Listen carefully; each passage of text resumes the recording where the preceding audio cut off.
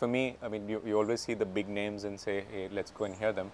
But every time there are people who you've never heard of, and they actually turn out to be extremely inspiring. And I think for me, what works is two kinds of people: those who work like us, and so it's inspiring to see what they do. And for instance, Anomaly was interesting from that perspective yesterday when they spoke.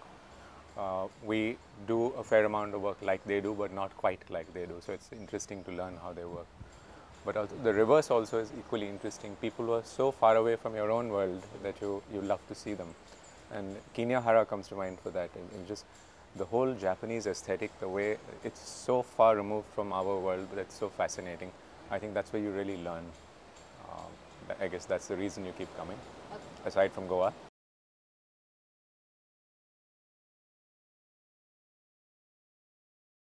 I don't think it's to see work. You can see the work of all these people on their websites, or I think it's to hear them speak and what inspires them and motivates them.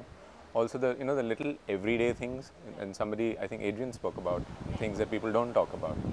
It's about everyday work. How do you run your business? How do you do these things? What are the challenges?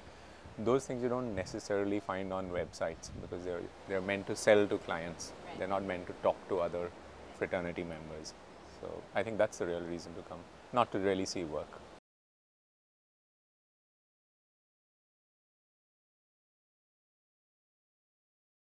My sense is a lot of the designers who I meet are have not necessarily interacted in the real world, and you see interesting portfolios, but they're all sort of academically driven.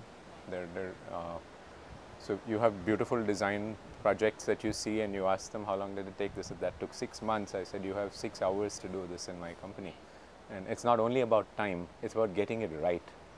So I think that exposure to working in the real world is important, and it can't be a academic and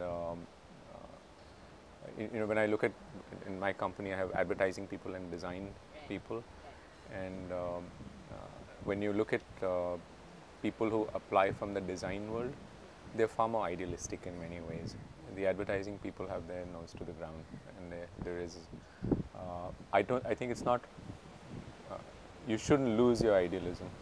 You should be able to run with the ball when work comes in. I think that's, and in the new schools, I guess these people are setting up. I think a lot of that is work with real companies, intern with real companies, or whatever projects given by real companies, rather than purely academic. And I think that'll make a difference.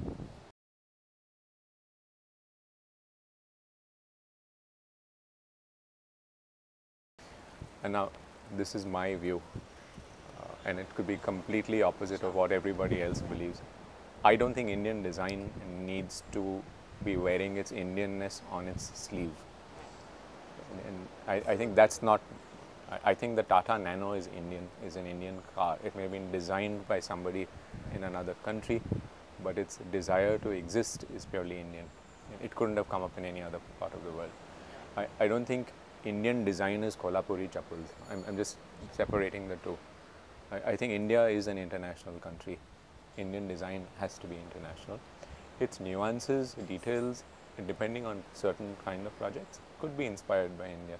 But I've never been one for Indian design. I think we're Indians doing, hopefully, international design.